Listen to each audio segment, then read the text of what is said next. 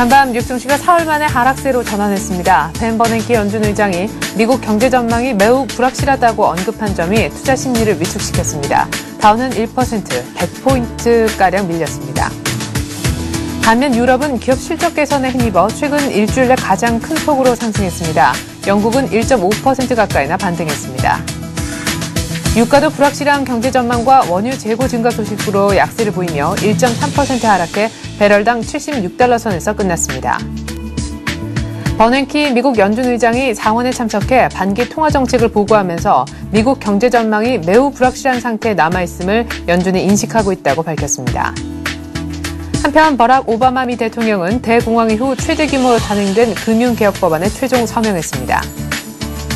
미국의 대형은행인 모건 스탠리의 2분기 순이익이 주당 1.09달러를 기록해 예상치를 웃돌았습니다. 트레이딩 수입이 늘어난 점이 도움을 줬습니다.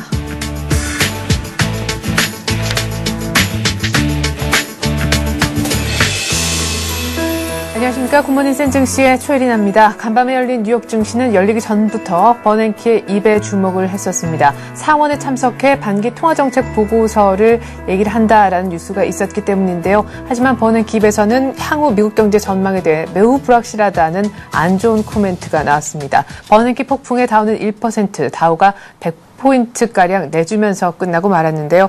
어닝은 괜찮았지만 버냉키의 입에 더 주목했던 것 같습니다. 뉴욕은 반등에 성공했는데 보다 자세한 글로벌 증시는 전문가와 함께 알아보겠습니다. 동양종금증권에서 장영철 과장 나오셨습니다. 안녕하세요. 네, 안녕하십니까. 네, 또 버냉키의 파워를 또 느낄 수 있었던 그런 뉴욕 증시가 아니었나 싶습니다. 일단 어떤 코멘트가 나왔는지는 향후에 한번 들어보고요. 일단은 뭐 사실 실적 때문에 초반은 또 출발이 괜찮았다고 하잖아요. 네, 맞습니다.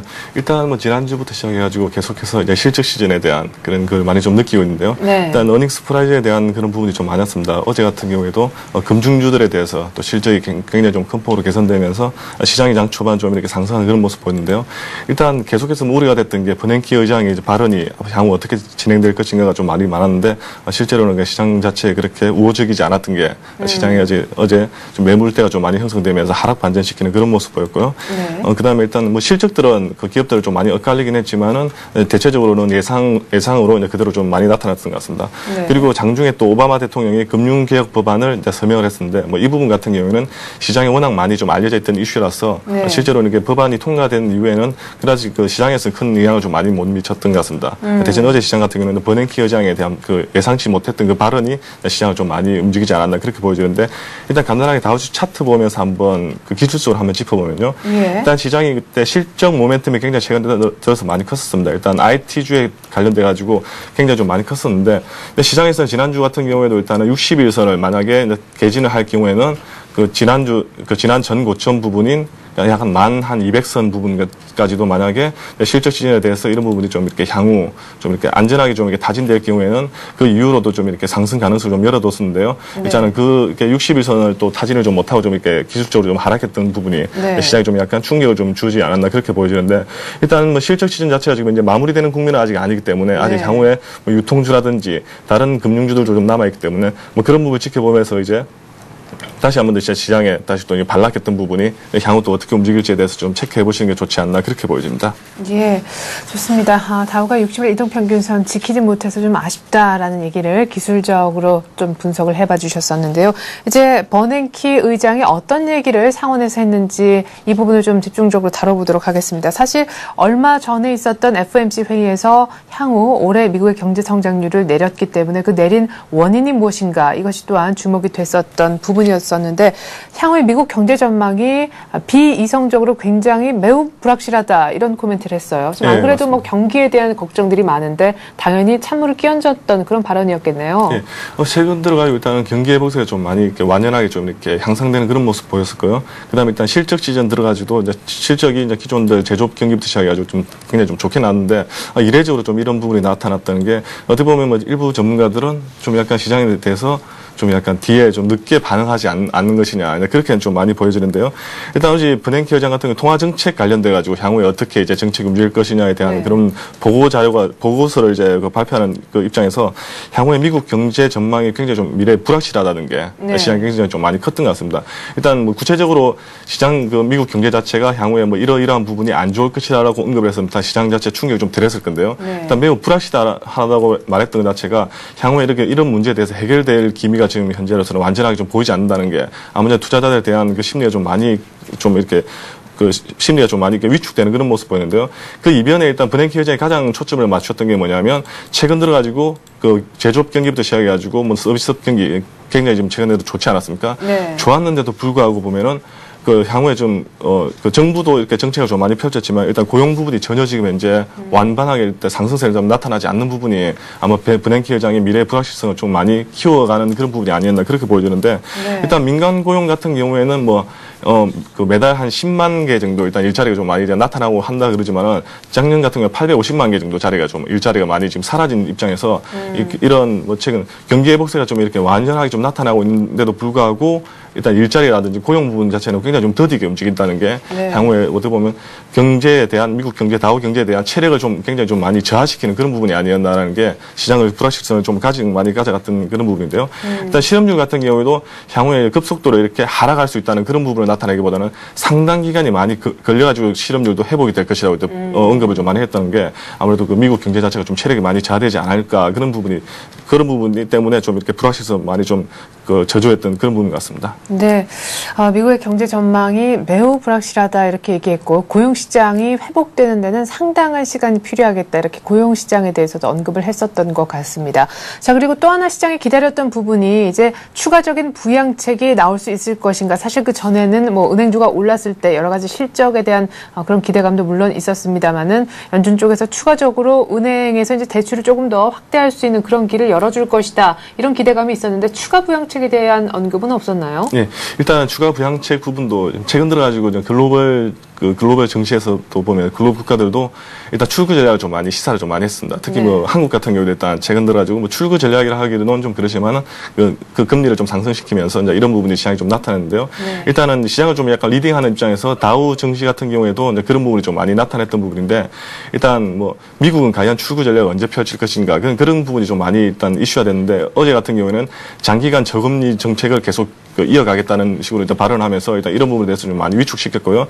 하지만 향후에 시장 자체가 많이 안 좋게 변하든지 아니면 좋게 변하든지 그런 게 따라 가지고 추가적으로 통화 정책을 통해 가지고 연준이 할 수 있는 정책을 모두 다 펼치겠다는 게 일단 연준의 입장이었습니다. 하지만 향후에 추가적인 정책이 어떻게 나올 것이냐에 대해서는 지금 현재 뭐 구체적으로 언급을 좀 많이 피했던 부분인데요. 이런 부분이 구체적으로 만약에 전문가들이 예상하기에는 일단은 금리를 가지고 조정할 확률이 굉장히 높다. 왜냐하면 통화 정책에 가장 강력하게 대응할 수 있는 방법은 금리 정책이 좀 많이 있는데요. 일단 뭐 그 이후에는 지급 준비율을 높인다든지 그런 부분보다도 아무래도 미국이 향후에 금리 정책을 만약에 기존의 뭐 출구 전략 비슷하게 좀 상승세로 좀 만약에 타고 갈 경우에는 굉장히 좀 이게 큰 폭의 또 이게 헤게모니도 많이 작용하기 때문에 아마 그런 부분이 가장 컸는데 그런 부분을 이제 시장에서 좀 언급을 안 했던 게 좀 이렇게 어떻게 보면 시장이 좀 충격을 좀 완화시키는 그런 부분이 아니었나 그렇게 보여지고 있습니다. 예. 자, 일단 버냉키 의장의 상원에 대한 코멘트들을 한번 정리를 해보았습니다. 어쨌거나 추가적인 부양책에 대한 언급은 없었고 상당 기간 지금과 같은 저금리를 지속하겠다. 이 부분 정도만 거듭 확인을 좀 해줬던 모습이었던 것 같습니다. 어쨌거나 경제 미국에 대한 앞날이 이례적으로 불확실하다 안 좋은 코멘트 때문에 시장이 꺾였는데요. 그에 앞서서 있었던 어닝 관련해서 분위기는 상당히 좋았었습니다. 뭐 아쉽게도 버냉키 입 때문에 어닝 효과가 좀 빛을 발하긴 했었는데 또 어닝을 좀 정리를 해보죠. 무엇보다 은행주 두 가지가 또 나왔기 때문에 먼저 은행주들을 좀 정리해 보고 싶습니다. 웰스파고도 성적을 내놓았고 또 하나의 은행은 모건 스탠리였는데 모건 스탠리부터 실적을 공개해 주시죠. 네, 맞습니다. 일단은 모건 스탠리 같은 경우는 미국의 그 대형 지금 금융은행인데요. 일단 모건 스탠리가 2분기 순이익을 발표했습니다. 2분기 순이익 자체가 한 15억 8천만 달러 정도로 돼가지고 일단 예상을 상회했습니다. 가장 컸던 부분이 이제 우리가 따지면 트레이딩 부분이 굉장히 컸는데요. 모건 스탠리 같은 경우는 이제 대표적인 투자은행이다 보니까 최근 들어가지고 시장이 좀 이렇게 하락세에서 여기 상승으로 이제 경기 회복 때문에 상승으로 받아들이는 입장에서 트레이딩 부분이 굉장히 좀 큰 폭으로 좀 수입이 좀 많이 늘어났던 게 특징인데요. 한 19억 6천만 달러 정도 오히려 트레이딩 순수입이 기록하면서 시장에서는 굉장히 큰 폭의 순익을 좀 많이 기록했습니다. 네. 예상치도 큰 폭으로 좀 상승하면서 모건 스탠리가 어떻게 보면 시장 자체 좀 리딩하는 어제는 그런 특징이 아니었나 보여지는데요. 네. 일단 매출 부분도 일단 전년 대비해서 한 52% 정도로 큰 폭으로 좀 상승했던 게 시장에서 가장 크게 좀 회복되지 않았나 그렇게 보여지고요. 그다음에 또 지방은행 중에 좀 모기지 은행으로도 좀 보이는데 일단 웰스파고도 일단 2분기 순익을 좀 발표를 했는데요. 네. 2분기 순익도 뭐 웰스파고도 한 예상을 좀 이렇게 상회하는 그런 모습 보이는데 2분기 순익도 한 30억 6천만 달러 정도 해가지고 일단 전년 동기 대비해서는 약간 좀 소폭 감소를 했지만 일단 예상치보다는 큰 폭으로 상했습니다. 제일 컸던 게 아마 대출 손실이 큰 폭으로 좀 감소를 나타내면서 시장에서 순익이 좀 많이 급증하는 그런 모습 보이지 않나 그렇게 보여집니다. 네, 모건 스탠리, 웰스파고 모두 다 2분기 순이익이 예상치를 상회를 했습니다. 하나는 트레이딩 부분의 호조세로, 하나는 대출 손실의 감소로. 자, 그렇다면 주가는 어떻게 움직였나 궁금한데 말이죠. 모건 스탠리는 결국 6%나 급등하면서 끝났나 봐요. 네, 그 전에 호실적 내놨던 애플은 많이 오르지 못했네요. 예, 이 애플은 시장이 좀 많이 반영됐던 그런 모습이 많이 보였던 게 좀 특징이었고요. 이렇게 모건 스탠리 같은 경우에는 좀 이례적으로 시장에서 그렇게 예상을 좀 많이 못했던 부분입니다. 네. 예상보다도 큰 폭으로 상승하면서 아마 금융주 중에서도 6% 정도 되면 굉장히 큰 폭의 상승인데 이런 상승을 계속 버냉키 의장의 그 발언에도 불구하고 장 마감까지 이렇게 이어갔다는 게 시장에 좀 이렇게 이슈가 되지 않았나 그렇게 보여집니다. 네. 자, 그리고 이제 장이 끝나고 난 다음에도 실적 발표는 계속해서 이어졌습니다. 장 중에 나왔던 것 혹은 개장 전에 나왔던 실적들을 저희가 조금 다뤄드렸는데요. 장 중에는 물론 코카콜라 이런 실적도 공개가 됐습니다만 장이 끝나고 나서 또 다른 IT 세계 가장 큰 칩메이커라고 할 수 있는 퀄컴의 또한 실적이 공개가 됐습니다. 분기 순이익이 뭐 증가를 했다고 하는데 3분기 가이던스까지 다 좋아서 뭐 나름대로 서프라이즈라고 얘기할 수 있는 수준이었다면서요? 네, 맞습니다. 일단 퀄컴 같은 경우는 대표적인 그 매출처가 보면은 그 휴대폰 내부에 들어가는 그 밴드 모뎀인데요. 네. 일단 우리나라 같은 경우는 삼성전자 휴대폰을 굉장히 좀 큰 폭으로 좀 많이 판매를 하고 있지 않습니까? 그렇죠. 네. 그런 부분에 들어가더라도 일단 휴대폰 안에 들어가는 어떻게 보면 휴대폰 안에 들어가는 그 비용 중에서 그 퀄컴에서 판매하는 그 모뎀 부분이 한 20% 정도를 차지하기 때문에 굉장히 크게 좀 많이 차지하고 있습니다. 삼성전자 휴대폰 하나 팔 때마다 20% 정도의 수익은 퀄컴이 그대로 가져가는 거죠. 네. 근데 삼성전자만 파는 게 아니고 당연히 LG전도 같이 팔고 있고요. 네. 삼성이라든지 그 LG 같은 경우에도 이렇게 휴대폰 그 세트 업체들이 실적이 크게 나타나면서 퀄컴 자체도 굉장히 큰 폭으로 순이익이 많이 증가하는데요. 그런 부분 따라 가지고 2분기 실적도 굉장히 큰 폭으로 좀 상승하면서 시장은 아직까지는 IT가 좀 많이 주도하고 있지 않나 그렇게 보여집니다. 예. 자, 이렇게 해서 퀄컴의 실적에 대해서 얘기를 좀 나눠봤는데요. 장이 끝나고 나서 퀄컴뿐만 아니라 이베이 그리고 스타벅스의 실적도 줄줄이 공개가 됐습니다. 실적이 어땠나요? 일단 이베이하고 스타벅스 같은 경우에도 실적이 좀 양호한 수준을 좀 나타냈던 게 예. 시장이 좀 특징이었는데요. 일단은 뭐 시장에서는 2분기 정도에서는 실적이 굉장히 좀 이렇게 좋게 나올 것이라고 예상을 좀 많이 했기 때문에 일단 그런 부분이 좀 많이 컸는데 특히 이베이 같은 경우에는 일단은 온라인 쇼핑 쪽에서 굉장히 좀 크게 강세를 나타내면서 순이익이 좀 이렇게 20% 이상 급증하는 그런 모습 보였고요. 스타벅스 같은 경우에도 이제 그 순이익 자체가 한 30% 이상 그 급등하는 그런 모습 보이면서 시장을 굉장히 좀 안정적으로 가져갔었는데 이런 부분 자체가 시장이 좀 마감하고 나서 나타났기 때문에 일단 다우 지수는 좀 많이 영향을 많이 못 미쳤는데요. 일단 이런 부분이 오늘 다우 지수가 좀 이렇게 안정을 찾아가는데 좀 기여하지 않을까 그렇게 예상됩니다. 네, 뭐 인텔 효과만큼 크진 않았습니다만 어제 우리 시장 애플 효과를 조금 받은 바 있었고 장이 끝나고 난 다음에 퀄컴의 2분기 뭐 매출 순위 모두 좋았고 3분기 가이던스까지 다 좋았어서 퀄컴 효과를 뭐 작게나마 뭐 소박하게나마 우리 IT주 강세 쪽으로 기대를 한번 해보도록 하겠습니다. 이렇게 해서 뉴욕증시 장 마감에 나온 실적까지 한번 쭉 정리를 해봐드렸네요. 그리고 지표도 하나 나온 것 같습니다. 주택 관련 지표 요즘 뭐 다 좋지 못해서 이렇게 크게 기대를 안 했었던 부분인데 모기지 주간으로 신청한 건수가 처음으로 또 증가세로 오래간만에 돌아섰다라고 하네요. 예, 맞습니다. 일단 주간 모기지 신청 건수가 한 7.6% 정도 일단 상승을 나타냈는데요. 예. 일단 뭐 이런 부분 같은 경우에도 최근 들어가지고 주택 경기 지표가 굉장히 좋지 안 좋고 지금 나타나고 있는데요. 네. 물론 이제 내일도 이렇게 발표 하나 될 예정인데 이제 시장에서 그렇게 좋지 않게 나타나는데요. 뭐 그런 부분에 이례적으로 이제 주간 모기지 신청은 한 7.6% 정도 상승하면서 좀 큰 폭의 상승을 나타냈는데요. 일단 이런 부분이 이제 주택 구입용 모기지 신청이 이제 13년 내에 들어가지고 이제 굉장히 좀 큰 폭으로 상승했던데 가장 컸던 부분이 일단은 최근 경기 지표가 이제 더블딥까지 굉장히 좀 가능성이 좀 많이 언급되지 않았습니까? 그런 점에서 이렇게 모기지 신청이 상승했다는 부분이 시장에서 많이 한영을 좀 만든 부분이었고요. 그 다음에 또 이슈로 제공할 만했던 게 세제 혜택이 지금 지금 최근에 만료가 됐는데 불구하고 모기 신청이 이렇게 많이 늘어났다는 말은 세제 혜택을 받지 않고서라도 모기지를 신청하겠다는 그런 긍정적인 수요가 굉장히 좀 크기 때문에 향후에 주택 경기가 다시 한 번 더 어느 정도 안정을 찾아가지 않을까 그런 부분에 기여하는 부분 때문에 시장에서는 긍정적으로 좀 받아들여진 부분이 아니었나 그렇게 보여집니다. 네. 자, 그런 반면에 오바마 대통령이 드디어 상하원에서 단일화를 만들어 놓았었던 금융개혁 법안에 최종적으로 서명을 했다는 뉴스도 들어와 있습니다. 자, 이렇게 해서 뉴욕 증시 관련한 이슈들 한번 크게 정리를 해봐드렸고요. 유럽을 보니까 유럽은 언제쯤 반등할까 했었는데 엿새 만에 아주 시원하게 반등했네요. 이유가 뭐였나요? 일단 가장 컸던 게 미국 정시의 그 실적에 대한 호재 부분이 아니었나 그렇게 보여지는데 일단 버냉키 의장에 대한 발언은 시장에 좀 많이 안 들어가 있는데요. 일단 미국의 어닝스 프라이즈가 그대로 유럽 증시도 좀 상승을 좀 많이 나타내는 그런 모습이었는데 실제로 유럽 증시 같은 경우에도 유럽의 그 주요 금융기관 기업들도 이제 그 실적이 좀 호조로 나타나면서 어제 영국부터 시작해서 프랑스, 독일 모두 다 이게 상승 반전하는 그런 모습 보였던 게 시장의 특징인데요. 아직까지는 유럽 증시 같은 경우에는 유럽 은행들에 대한 스트레스 테스트 결과가 아무래도 시장이 좀 기출을 많이 주목받고 있기 때문에 이런 부분에 따라서 좀 약간 아직은 불확실성을 좀 가져가지 않나 그렇게 보여집니다. 네, 스트레스 테스트에 또 영향을 받는 것이 유로화가 아닐까 싶은데요. 이래저래 간밤에 유로화는 강할 수 없었던 것 같습니다. 버냉키 의장이 향후 미국 경제 전망을 굉장히 어둡게 했기 때문에 안전자산들이 모두 다 부각이 되는 모습이었습니다. 미국 국채도 초강세를 띄었다고 하죠. 예, 맞습니다. 미국 국채 같은 경우는 미국 국채부터 시작해서 달러까지 강세를 좀 많이 나타났는데요. 일단 안전자산에 대한 수요가 굉장히 좀 많이 커졌던 게 이제 시장의 특징인데 반면에 이렇게 버냉키 의장의 발언 때문에 당연히 유가는 또 하락 반전하는 그런 모습 보이면서 또 상품 시장의 특징이 좀 이어지지 않았나 그렇게 예상됩니다. 네, 지금 화면에 보니까 유가는 또 재고까지 예상 밖으로 증가한 것으로 지금 조사가 되면서 배럴당 한 $1 정도 이상 빠지면서 $76 선에 끝이 난 것 같군요. 자, 그렇다면 오늘 밤에 일단은 뉴욕 증시 조금 버냉키 의장의 발언 때문에 소폭 눌리긴 했었는데 다시금 재차 반등할 수 있을런지 어떤 일정들이 기다리고 있는지 기업들의 실적 발표 명단하고요. 지표 예정돼 있는 것 한번 보여주시죠. 네, 먼저 그럼 지표부터 한번 가보겠습니다. 일단 지표가 한 3개 정도 예상이 되고 있는데요. 일단 시장에서는 이슈가 좀 될 만한 지표들인데요.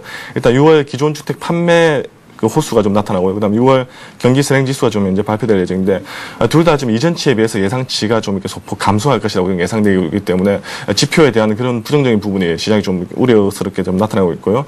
그다음에 이슈로 좀 나타나는 게 또 주간 실업수당 청구 건수로 좀 발표될 예정인데 이전치가 굉장히 큰 폭으로 좀 많이 감소를 했기 때문에 이번 부분 같은 경우는 예상치가 좀 많이 다시 또 소폭 상승하는 그런 모습 보였던 게 이제 시장이 좀 특징인데요. 일단 지표에 대한 부분은 좀 굉장히 좀 부정적으로 좀 시작하지 않을까 그렇게 예상되는 게 좀 특징이고요. 그다음에 오늘 밤 또 기업들 실적이 발표가 될 예정인데 좀 굵직한 기업들이 좀 많이 있습니다. 일단 3M이 좀 이제 시장에서 좀 발표를 예상하고 있고요. 그다음에 최근에 주택 경기, 건설 기업 중에 하나인데요. 캐터필러가 또 시장에 발표될 예정입니다. 그리고 아메리칸 익스프레스가 시장에 발표될 예정이고, 그리고 마이크로소프트가 IT 기업 중에서 또 굉장히 큰 기업 중에서 하나 발표될 예정입니다. 그리고 메모리 제조업체인데요. 샌디스크도 발표될 예정인데, 일단은 그 2분기 실적들 같은 경우는 일단 주요 기업들 모두 다 실적이 다들 상향할 것이라고 예상되고 있는데, 일단 시장에 굉장히 좀 주목을 좀 많이 받는 게 그 마이크로소프트와 그 다음에 캐터필러. 캐터필러 같은 경우 최근에 그 건설 경기라든지 주택 경기가 또 어떻게 향후 이어질지에 대한 그런 부분 나타내고 있고요. 그 다음에 아메리칸 익스프레스 같이 캐리어 회사들도 시장의 물동량이 얼마만큼 많이 이어지는지 그런 부분이 좀 많이 지표가 나타나기 때문에 그런 부분이 많이 좀 주목을 받을 것 같습니다. 예, 다우지수 관련해서 운송지수 굉장히 중요하게 지금 주목을 받고 있는데 아메리칸 익스프레스 실적도 한번 주목해 보시고요. 또 마이크로소프트사가 애플에게 뺏긴 시총의 어떤 상위에 대한 좀 서러움도 있기 때문에 MS의 실적도 한번 체크해 보시기 바라겠습니다. 자, 이렇게 해서 오늘 글로벌 증시는요, 동양총금증권 장영철 과장과 함께 자세히 정리해봤습니다. 고맙습니다. 네, 감사합니다.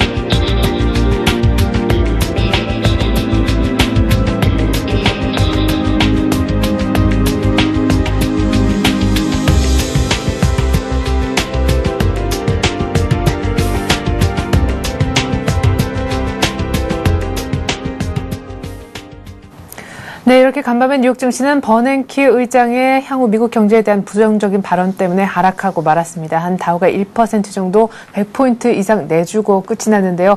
어제 우리 증시 그래도 애플 효과를 좀 보면서 1750선에 조금 못 미치는 그런 지수로 마무리가 됐습니다. 오늘 우리 장 어떤 흐름 보여줄까요? 보다 자세한 우리 장 전망은 교보증권 양평동 지점 오기철 차장과 함께 해보겠습니다. 안녕하세요. 네, 안녕하세요. 네, 어제 그래도 1750선 턱 밑에서 마감하면서 이틀 연속 코스피가 오를 수 있었던 이유는 외국인들이 또 다시금 한 이틀 만에 매수해주면서 2천억 이상 사줬기 때문이 아닌가 싶습니다. 프로그램 매물 다 딛고 어제 그래도 소폭도 올랐었는데 오늘 뉴욕장 영향을 초반에 받는다 할지라도 장 후반까지 조금 다시 상승으로 끝이 날 수가 있을까요?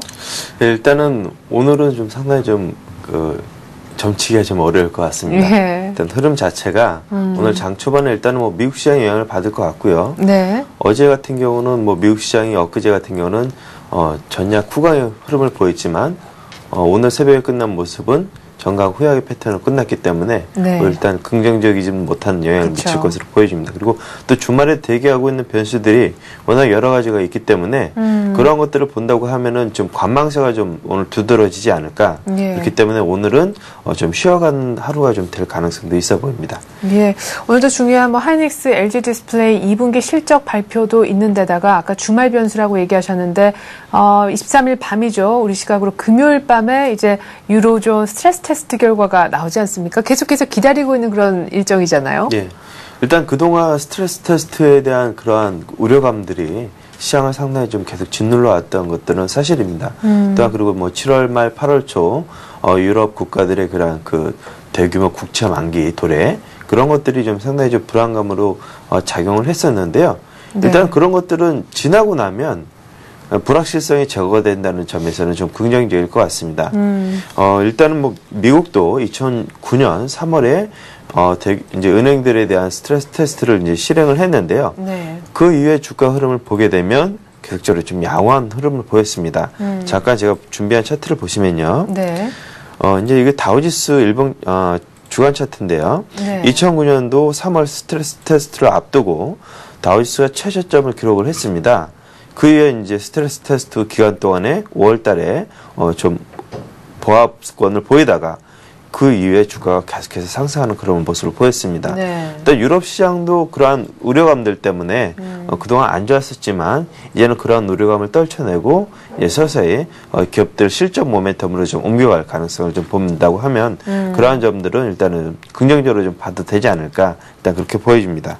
예, 그래요. 사실 스트레스 테스트 뭐 이전까지 지금 많이 우려를 했었고 그것이 주가에 많이 녹아들었는데 오히려 이제는 스트레스 테스트에 대해서 긍정적으로 보는 시각들도 많이 나오는 것 같습니다. 우리 오기철 차장님도 그렇게 생각하시는 것 같고 오히려 스트레스 테스트 결과 발표 딱 나고 난 다음에 쭉 올랐었던 지난해 5월 미국 월가처럼 유럽도 또한 그런 식으로 분위기를 오히려 반전시킬 것이다. 이렇게 얘기를 좀 해주셨는데요. 자, 장 초반에는 뉴욕 증시 영향을 받겠지만 요즘 계속해서 영향을 주고 있죠. 중국 증시가 장 중의 흐름을 또한 계속해서 주도하고 있습니다. 중국이 이제 가려나 봐요. 3일 연속 양봉이 떴어요. 예. 예. 국내 시장이 최근에 보면은 외국계 자금들이 1조 8천억 정도 3일 동안 들어오고 있습니다. 네. 그러한 영향이 국내 시장이 물론 좋은 영향도 있겠지만 중국 시장의 안정화에 그러한 기여도가 상당히 좀 크지 않았나 일단 그렇게 보여집니다. 일단 중국 차트를 보시겠는데요. 중국 차트 지금 7월 달에 2319포인트로 최저점을 기록한 이후에 다시금 2500선을 회복하는 모습을 보여주고 있습니다. 네.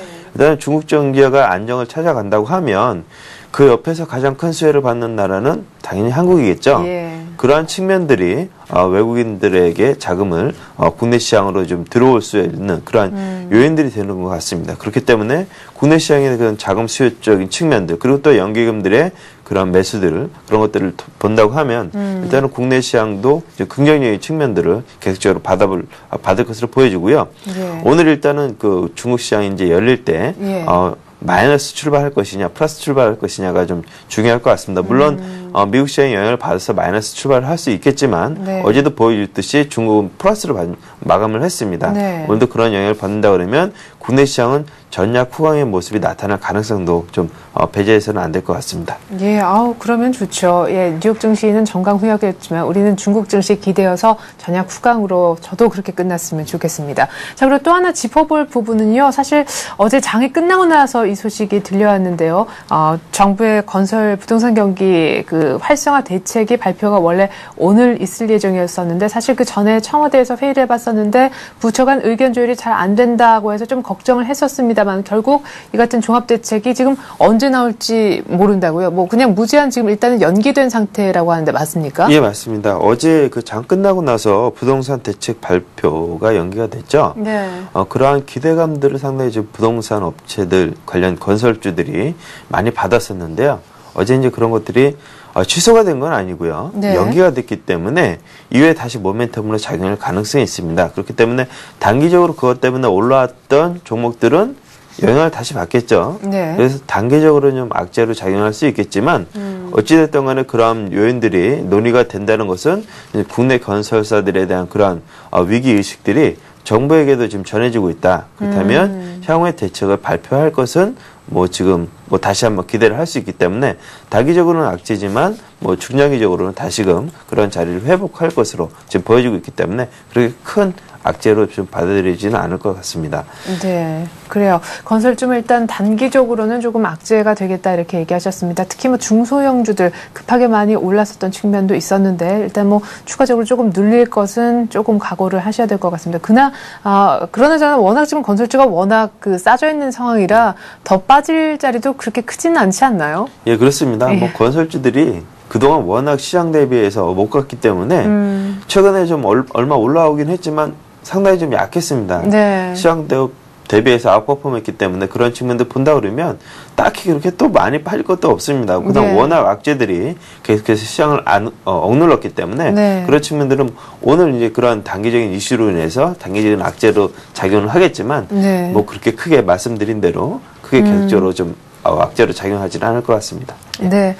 자, 1750의 근처에 다시 붙었습니다. 우리가 뭐 한번 연 고점을 다시 쓰면서 1764까지 가보긴 했었습니다만은 다시 박스권으로 회귀하는 것이 아니냐 이런 분석들도 1730선대 지지부진한 흐름 속에서 재개가 됐었는데 어제 글쎄 뭐 애플의 어떤 영향인지 몰라도 1748까지 보여주면서 다시금 박스권 돌파에 대한 기대감도 조금은 피어오르는 자리에 있지 않나 싶습니다. 일단 지수적인 측면에서 전망을 이 자리에서 어떻게 하시는지 또 일주일이 지났으니까 여쭤봐야겠네요. 예, 지난주에 말씀드릴 때 지수권 박스 돌파 가능성에 대해서 말씀을 드렸습니다. 네. 그렇지만 어느 정도 다시 하락을 한 이후에 그런 매물대를 다시 거쳐가지고 박스권을 돌파할 것으로 예상을 해드렸는데요. 예. 지난주 그 차트를 잠깐 보시면 예. 어제 그제 이제 그 지수가 21선에 강하게 좀 지지받는 그런 모습을 보여주고 있습니다. 오히려 본다 그러면 1700선 초반대까지도 우려를 했었지만 오히려 시장은 더 강하게 1720선에서 무난하게 지지를 해주는 모습을 보여주고 있기 때문에 네. 이러한 수렴 과정이 거친다 그러면 다음 주 정도에 지수가 박스권을 돌파할 가능성도 염두에 두셔야 될 것 같습니다.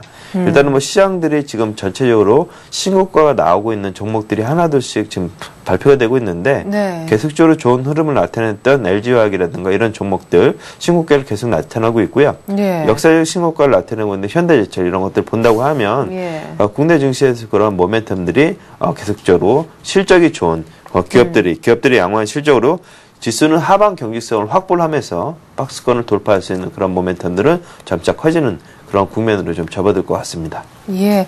자, 일단 기업들의 양호한 실적 바탕으로 해서 일단은 하반 경직은 어느 정도 확보가 된 것 같다. 한 다음 주 정도의 박스권 돌파 기대해봐도 좋지 않겠느냐. 결국에는 스트레스 테스트 결과 나오고 나서 그 다음이라는 얘기도 될 것 같습니다. 자, 말씀하셨듯이 LG화학 뭐 필두로 해가지고요. 뭐 OCI도 눌렸다가 큰 폭으로 다시 뛰는 걸 보고 와, 정말 그냥 쥐고만 있으면은 종목만 확실하면은 수익은 엄청나구나 이런 생각도 드는데요. 어떤 전략을 펴야맞습니까? 역시 지난주에 얘기하셨던 뭐 2차 전지 이런 쪽은 계속해서 태양광 유망한 것 같더라고요. 네, 뭐 계속해서 이런 종목들은 계속 가져가셔야죠. 예. 뭐 지금 화학 관련주, 2차 전지, 태양광 이런 종목들은 계속적으로 수익이 이렇게 늘어날 가능성이 있습니다. 네. 그렇기 때문에 이런 종목들은 홀딩하고 계셔서 수익을 최대한 극대화시키는 전략으로 좀 나가시는 것이 좋을 것 같습니다. 네. 그리고 최근에 이제 기관 매수세가 유입이 되고 있는 해운 업종에 대해서도 좀 관심을 좀 가지셔야 될 것 같은데요. 뭐 대한해운이라든가 한진해운, STX, 페노션 등의 기관들의 매수세가 유입이 되고 있습니다. 최근에 보면은 그 조선 업종들의 컨테이너선 발주가 좀 나타나고 있는데요. 네. 뭐 대우조선이라든가 STX, 페노션 같은 경우 컨테이너선의 그 발주량이 늘어난다는 것은 세계 경제가 어느 정도 좀 안정을 찾으면서 이제 다시 성장으로 이제 돌아서는 그렇죠. 그런 국면으로 좀 접어들 수 있다는 측면들을 보여주고 있고요. 그렇다면은 네. 당연히 물동량이 증가할 것으로 예상이 되고 있기 때문에 해운 업종에 대한 그런 기능들이 나타날 것으로 예상이 되고 있습니다. 그래서 이런 업종에 대한 그런 그 초점도 약간 좀 넓혀갈 그런 국면에 좀 온 것 같습니다. 예. 그리고 최근에 좀 저평가되어 있는 지주에 대해서도 좀 관심을 좀 가지셔야 될 것 같은데요. 네. 최근에 CJ가 지금 연중 최고점을 좀 갱신을 하고 있습니다. 그동안 뭐 LG전자 때문에 안 좋았던 LG가 LG화학에 힘입어서 네. 상당히 좀 좋은 흐름을 나타내고 있고요. 그동안 좀 하나건설에 발묶였던 하나도 일단 4만 원대에서 좋은 흐름을 보여줄 걸로 예상이 되고 있고, 두산 같은 경우는 이제 원료 관련 수주 관련해서 그동안 지주사들이 최근 주가 상승에서 불구하고 순수 지주에서의 할인율은 약 44%에서 56%, 영업 지주에서는 38%에서 41% 정도 되는 좀 과도한 할인율에 지금 묶여 있는 모습입니다. 그렇다 보면 향후 지주사들의 그런 영업 자회사들이 좋은 실적을 발표한다 그러면 향후 추가적인 상승력을 봤을 때 지주회사들에 대해서도 관심을 갖고 좀 접근하시는 것이 좋지 않을까 이렇게 생각이 듭니다. 네. 자, 과한 할인율 때문에 지금까지 조금 못 갔던 측면이 있었던 지주회사들 좀 관심을 가져야 되지 않겠느냐. 사실은, 그 전고점을 막 돌파하면서 1764 쓰고 그달부터 시작해서 이제 지주회사 얘기가 나오기 시작했습니다. 이렇게 박스권 상단 돌파할 때 잘 가는 게 지주회사 종목들이었다. 역사적으로 그런 평가들도 있었는데, 오늘 언급하신 종목들 중에서 지주회사 종목 하나 정도만 봤으면 좋겠는데 어떤 종목 얘기하실 건가요? 네. 뭐 그동안 잘 갔던 뭐 CJ나 이제 최근에 많이 올랐던 LG는 좀 제외를 하고요. 예. 그동안 좀 잘 못 갔던 하나를 좀 한번 살펴보도록 하겠습니다. 네. 그동안 하나의 주가 상승에 좀 걸림돌이었었죠.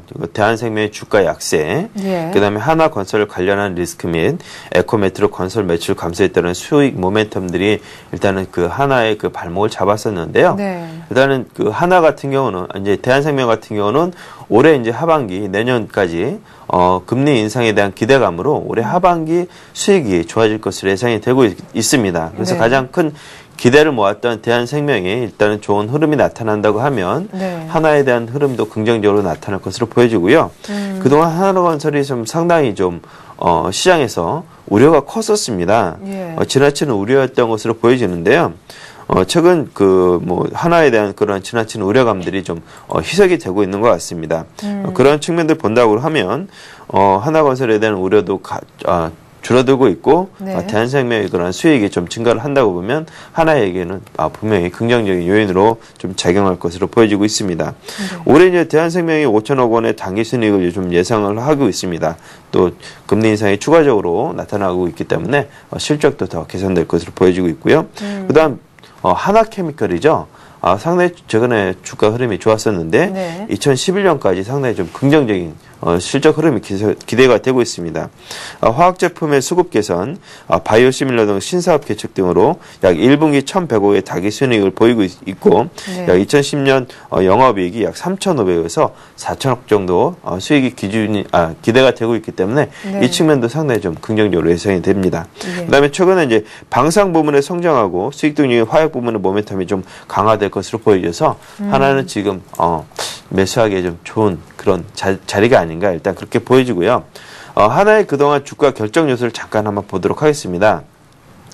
그동안 하나의 그 주가 흐름을 보게 되면 하나건설하고 거의 연동돼서 움직이는 모습을 보였습니다. 네. 하나케미컬과 대한생명이 좋은 흐름에도 불구하고 그동안 네. 하나건설에 대한 그런 우려감 때문에 하나의 주가 흐름이 좋지 못했는데요. 이런 것들이 이제 하반기에 들어서면서 긍정적인 측면으로 좀 접어들 것으로 보여지고 있습니다. 그리고 일단은 그 수급적인 측면에서 이제 하나를 좀 살펴보겠는데요. 예. 준비한 차트를 보게 되면 작년 9월 달에 외국인들이 이제 집중적으로 들어왔던 가격대가 41,000원에서 48,000원 사이입니다. 네. 박스권을 잡는다 하더라도 44,000원. 지금 현재 한화의 주가가 44,400원입니다. 네. 그렇다 보면 집중적으로 들어왔던 그런 구간들에 비해서 약 10% 정도 지금 하락되어 있는 상황이기 때문에 네. 뭐 한화 같은 경우 지금 4만 원 초반대에서는 무난하게 매수하셔서 44,000원대까지 가시는 그런 전략을 취하시면 뭐 괜찮을 것으로 예상이 되고 있습니다. 네, 지금 뭐 잘 가고 있긴 한데요. 하나가 혹여나 또 알 수 없는 변수 때문에 눌린다라고 했을 때는 어느 정도까지 뭐 하나의 종목에 대해서 관심을 가져볼 수 있을까요? 일단은 뭐 지금 이평선들이 밀집되어 있는 자리죠. 61선이 위치하고 있는 37,500원 정도까지는 좀 버티셔도 괜찮을 것 같습니다.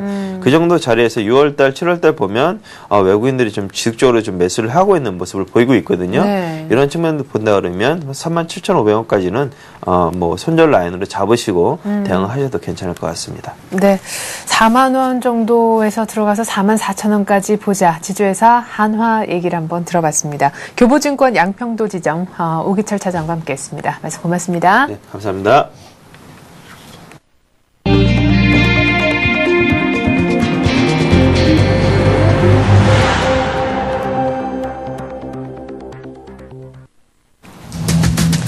부동산 시장 활성화를 둘러싼 부처 간 이견으로 정부의 부동산 대책이 실종됐습니다. 총부채 상환 비율, 즉 DTI 규제도 세금 정책도 앞을 내다볼 수 없게 됐는데요. 이에 시장 참가자들은 기약 없는 대책 발표만 목 빼고 기다리게 생겼네요. 계약 이행 문제로 사업 취소 위기에 몰린 용산 국제업무단지 개발 사업과 관련해 출자사 3곳이 땅 주인인 코레일과 개발 참여자들 사이에 중재안을 제시했습니다. 중재안에 따르면 문제의 핵심인 17개 건설 투자자의 지급 보증 규모를 당초보다 절반 이상 줄였습니다. 어제 사상 처음 열린 한미 외교 국방장관 회담, 즉 2+2 회의에서 미국 정부가 천안함 사건에 대한 대북 추가 제재 방침을 밝혔습니다. 북한 지도부의 자산 동결 등 강력한 금융 제재를 예고했습니다. 자동차 할부금융을 통해 중고차를 구입한다면 1등급 초우량 신용자라 할지라도 20%대 고금리가 적용되는 것으로 드러났습니다. 고금리 바가지가 여전한 중고차 할부금융 현 주소를 짚어보겠습니다. 그동안 베일에 쌓여 있었던 삼성전자 임원의 연봉과 퇴직 임원 처우 수준이 재판 과정에서 드러났습니다. 교통사고 사망자 유족과 보험사 간의 소송 과정에서 확인이 된 것인데요. 삼성전자 부사장급의 연봉은 10억이었습니다. 자세한 오늘 뉴스들은요. 서울경제TV 보도제작본부 서은영 기자와 함께 다뤄보겠습니다. 안녕하세요. 안녕하세요.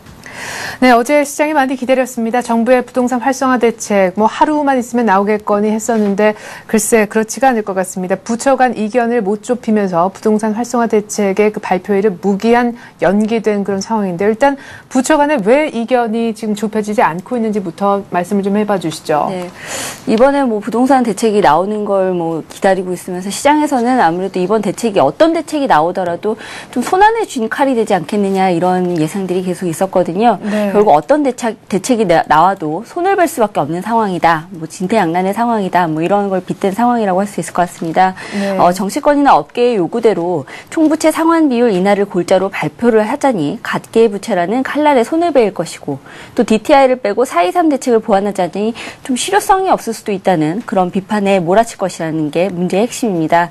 물론 가계부채 부실과 그에 따른 금융 건전성 훼손도 정부가 부동산 대책 발표를 망설이는 이유로 꼽을 수 있습니다만 좀 정치적인 계산이 깔려 있는 게 아니냐 이런 분석도 나오고 있거든요. 네. 7.18 지금 재보궐 선거가 얼마 남지 않았죠. 자칫 네. 부자를 위한 규제 해소로 비춰질 수 있기 때문에 좀 DTI 완화를 좀 꺼내들기가 어려운 게 아니냐 이런 분석도 있습니다. 네. 일단 오늘로 예정됐던 부동산 시장 안정화 대책 무기한 연기됐다는 말씀 지금 드리고 있는데 사실 규제를 풀어서 어떤 시장의 숨통을 트이기보다는 오히려 가계 부채만 늘리는 꼴이 된다. 이쪽에 더 무게가 현재 실려 있지 않나 이런 생각도 듭니다. 자, 그렇다면 어떤 부처가 어떤 논리로 반대를 하고 있는지 궁금한데 당연히 기재부라든가 금융위 쪽에서는 가계 부채 걱정을 더 할 것 같네요. 네, 그렇죠.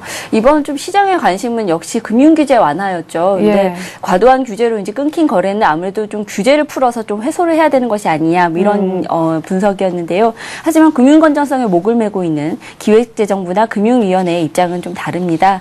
금융 규제 완화는 부동산 대책의 최후 카드라는 게 재정부와 금융위의 입장인데요. 네. 최후의 카드를 좀 너무 일찍 사용하게 되면 앞으로 또 부동산 거래가 좀 더 문제가 심각해질 경우에 그때는 정말 다른 대책을 꺼낼 수가 없다, 뭐 이런 얘기죠. 네. 그래서 또 특히 금융규제 완화가 가계부채 부실로 이어질 경우에는 대외 여건 악화 속에서도 경기 회복을 이끈 금융 건전성에 심각한 문제가 발생할 수 있다는 점을 강조하고 있습니다. 하지만 정부 입장에서 당장 효과가 나타나는 금융규제 완화 카드를 다시 집어넣을 수도 없는 입장입니다. 서민 중산층의 실질 수요를 위한 거래 활성화 측면에서도 또 금융규제 완화만큼 또 효과적인 대책이 없기 때문이죠.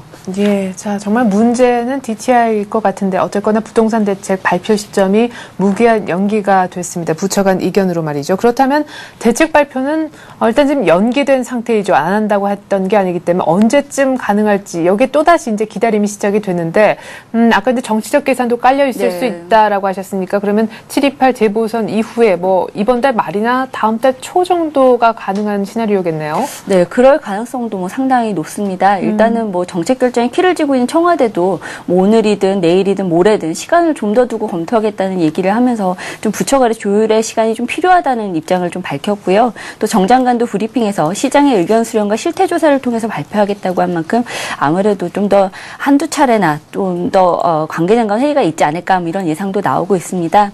네. 대책의 틀을 서민 중산층의 실수요 거래 활성화에 초점을 맞춘다는 점에서 이번 대책에 어떤 내용이 포함될 것이냐 역시 시장에 관심이 집중되는데요. 4.23 대책의 보완책에 금융규제는 서민 중산층의 혜택이 갈 수 있는 방향으로 좀 절충형이 나오지 않겠느냐 이런 예상들이 나오고 있습니다.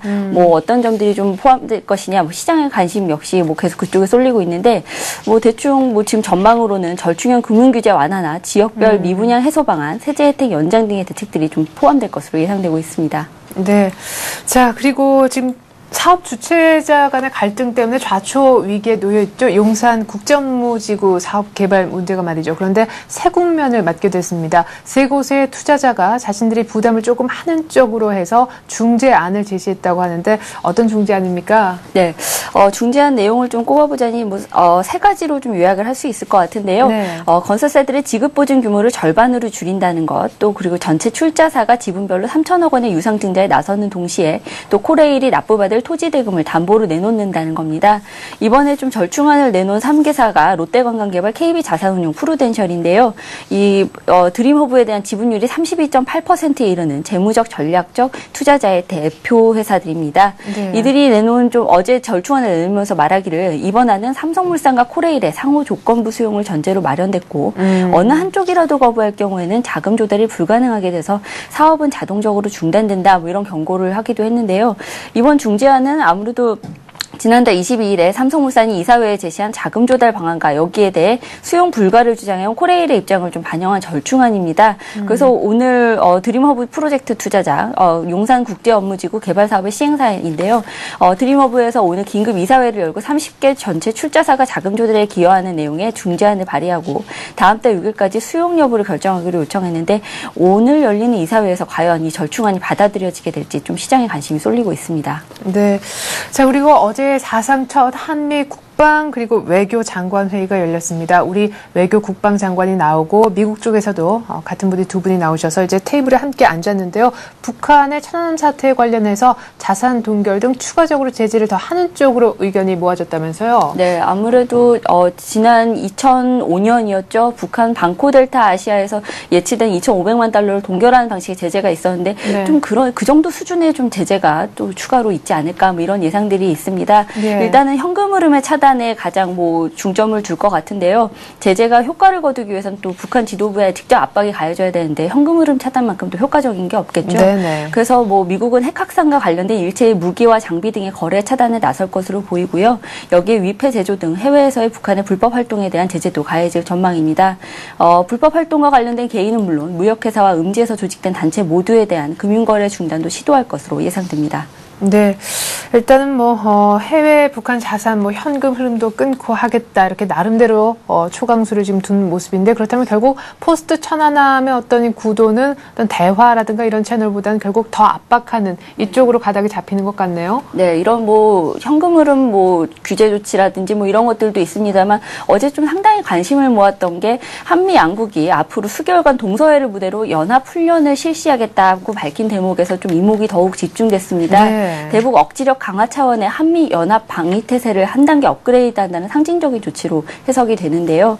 양국의 연합훈련 계획 발표에는 그동안 훈련에 반대해온 중국에 대해서도 군사 주권의 차원에서 방어훈련을 계획대로 추진하겠다는 메시지가 내포되어 있는 것으로 보입니다. 아무래도 좀 압박의 분위기가 상당히 세게 느껴지는 대목이죠.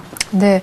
자, 그리고 중고차를 구입하셨을 때 말이죠. 자동차 할부 금융을 통해서 해보셨던 분들은 지금 좀 저희를 주목하셔야겠습니다. 신용 등급이 가장 좋은 1등급의 초우량 신용자라 할지라도 무려 금리를 20%대나 되는 고금리를 적용받았다는 사실이 서울경제신문 자체 조사에 의해서 드러났다고 합니다. 좀 자세하게 전해주셔야겠는데요. 네. 금융당국이 서민 지원 차원에서 할부금리 인하를 유도를 했었는데요. 네. 그러면서 캐피털사들이 지난 4월, 5월 중에 기존보다 좀 금리를 최대 8%포인트까지 낮추는 저금리 상품들을 좀 출시했었습니다. 하지만 또 이와는 별도로도 고금리 상품을 그대로 판매한다는 게 또 문제인데요. 아무래도 좀 제휴점으로서는 고금리 상품 판매 시 캐피털사로부터 받는 수당이 저금리 상품보다 많기 때문에 결국 소비자는 저금리 상품이 있는지도 모르는 상태에서 그냥 고금리 상품만 소개를 받고 그 상품을 이용을 하게 되는 경우가 절반 이상에 달했다는 겁니다. 네. 뭐 대충 아주캐피털이나 현대캐피털, 동양파이낸셜과 동양캐피털 등 뭐 다양한 캐피털사들의 그런 상품들을 좀 면밀히 살펴봤더니 뭐 많게는 뭐 거의 15%까지 차이가 나는 경우들이 있었습니다. 네. 금융당국이 이렇게 저금리 상품과 고금리 상품이 같이 있어도 소비자들에게는 결국 고금리 상품만 판매되는 이런 현상을 좀 막기 위해서 여신금융협회와 손을 잡고 지난달부터 금리를 비교할 수 있는 공시 사이트를 개설했습니다만 아직까지는 좀 효과가 미미한 상태입니다. 공시 사이트에서 제가 뭐 직접 좀 검색을 해봤더니 신용등급 1등급자여도 수수료 없이 24개월 만기로 중고차 할부를 받는 것을 한번 조회를 해보면 네. 하나캐피털 같은 경우에 16.0에서 24.0%, 우리파이낸셜 같은 경우에는 15.0%에서 29.5%로 좀 공시가 돼서 상당히 큰 편차를 가지고서는 제가 이용할 수 있는 금리가 나오게 됩니다. 네. 그러다 보니 아무래도 좀 실제 적용금리를 알기가 어려운 실정입니다. 네. 자, 이렇게 중고차를 또 사면서 할부금융을 받으려고 했는데도 신용이 괜찮은 사람 바가지 고금리를 썼다. 이렇게 조금은 어두운 그런 뉴스를 접했습니다. 그런데 뭐 한 번쯤 누구나 궁금해할 법한 그런 뉴스죠. 삼성전자의 어떤 고위급 임원은 1년에 연봉이 얼마나 될까라는 부분인데요. 아주 우연한 기회에 결과가 공개가 됐습니다. 뭐 부사장급 정도면 연봉이 한 10억은 된다면서요. 네, 그렇습니다. 예. 작년 1월 교통사고로 사망한 삼성전자 부사장 제이 씨의 유족이 사고 가해 차량 보험사인 교보 악사 손해보험을 상대로 손해배상 소송을 하면서 연봉과 처우가 밝혀졌는데요. 이제 뭐 위자료와 손해배상 명목을 좀 계산을 하려다 보니 좀 서울중앙지법에서도 제이모 씨의 그 연봉과 퇴직 이후에 그 처우에 대해서 좀 공개를 할 수밖에 없었습니다. 예. 그 내용을 좀 살펴보니까요. 2008년 한 해 동안 제이모 씨가 회사로부터 받은 금액이 7억 8,400만 원으로 근로소득을 지급받았고요. 급여는 5억 1,700여만 원, 상여금은 2억 6,600여만 원에 달했습니다. 삼성전자는 또 사고 후 제이씨 측에 삼성전자의 상여금 제도인 이익 배분 제도에 따라서 2억 9,200여만 원과 퇴직금 17억 7천여만 원을 지급했습니다. 제품별에 이번에 좀 산출한 계산이 2008년 연봉을 약 10억 2천만 원으로 계산을 했습니다. 그러면서 이제 10억으로 지금 계속 뉴스가 알려졌는데요. 뭐 사고가 나지 않았다면 제이 씨가 2011년 초까지 부사장으로 근무하면서 동일한 소득을 올렸을 것으로 보고 배상금을 산출하게 된 겁니다. 네, 뭐 소득세 다 떼고 생각해도 매월 한 5천만 원 안팎은 받았다는 얘기가 되는데 일반 샐러리맨들한테 연봉 10억, 뭐 꿈 같은 얘기 아침에 해봤네요. 네, 이렇게 해서 오늘 이슈는 서울경제TV 보도제작본부 서은영 기자와 함께했습니다. 고맙습니다. 고맙습니다. 네, 간밤에 뉴욕 증시 추가적으로 상승을 더하진 못했습니다. 벤 버냉키 연준 의장의 입에서 향후 미국 경제에 대한 어두운 전망과 관련된 코멘트가 나왔기 때문인데요. 미국 경제 전망 이례적으로 매우 불확실하다라는 언급이 나왔고요. 추가적인 경기 부양책 얘기는 글쎄요, 하지 않았습니다. 이런 가운데 실적 관련해서는 좋은 소식들이 많았습니다. 장 마감 후에 공개가 됐던 퀄컴의 2분기 매출 순이익 모두 좋았고 3분기 가이던스마저 좋았으며 장 전후에 초반에 발표가 됐었던 모건 스탠리와 웰스파고 등 금융주의 실적 또한 어닝 서프라이즈를 기록했습니다. 하지만 간밤의 뉴욕 증시 어닝보다는 벤 버냉키 의장의 발언에 더 주목을 했네요. 일단은 다우가 한 100포인트 정도 눌려있는 상황에서 오늘 우리 장 흐름 어떨지 궁금합니다. 중국장이 키를 쥐고 있다는 분석도 있는데 자세한 우리 장 소식은 출발 센정스를 통해서 해드리겠습니다. 고맙습니다.